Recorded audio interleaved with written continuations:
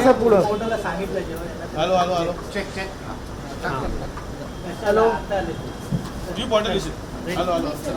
Hello hello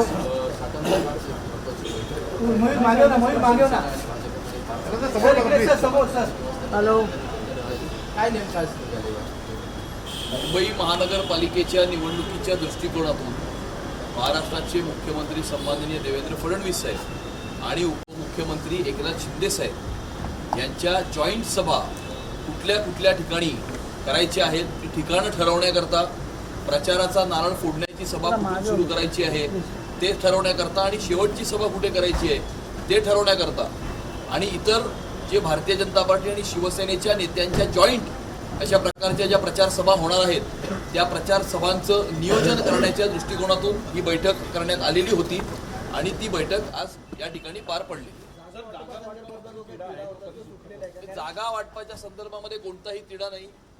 227 जागा या आमच्या ठरलेल्या आहेत. महायुती 227 जागांवरती लढणार आहे.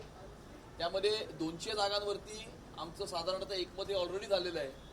पण समोरचे बाकीच्या उरलेल्या 27 जागा ज्या आहेत त्या समोरचे उमेदवार कोण येणार, कुठल्या पक्षाचे येणार हे कॉम्बिनेशन बघून आम्ही इतर 27 जागांचा निर्णय हा करणार. नाही, उद्याच हा निर्णय होईल.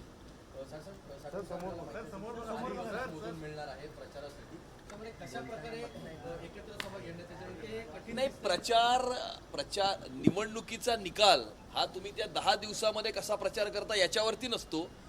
त्या 10 दिवसाच्या आधी 5 वर्ष तुम्ही जनतेमध्ये उभं राहून कशा प्रकारची कामं केली, जनतेची सेवा कशी केली, गेल्या 11 वर्षामध्ये या मुंबई शहराचा विकास कसा केला, किंवा काही लोकांनी मुंबईच्या महानगरपालिकेमध्ये 25 वर्ष भ्रष्टाचार कसा केला, याच्या आधारावरती ही निवडणूक होणार आहे.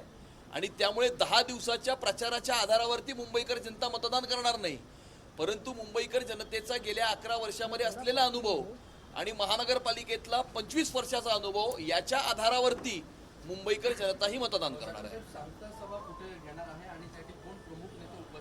नाही, ते आम्ही लवकरच सभांचे ठिकाणं, त्याची वेळ, त्याचे मुख्य वक्ते कोण असतील हे लवकरच आम्ही प्रकाशित करू.